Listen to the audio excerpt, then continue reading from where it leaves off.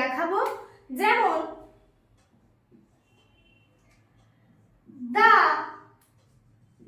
bunch of keys were missing. Okay, the bunch of keys were missing.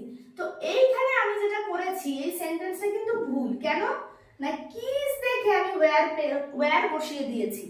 এখানে actually একটা কি এর বাঞ্চকে বোঝানো হচ্ছে, ঠিক আছে?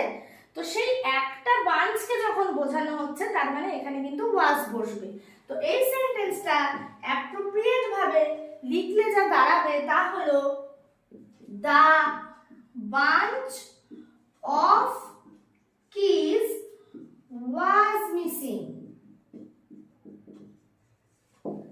এইটা হচ্ছে সঠিক সেন্টেন্স। দ্বিতীয় আরেকটা উদাহরণ দেখি। one of the boys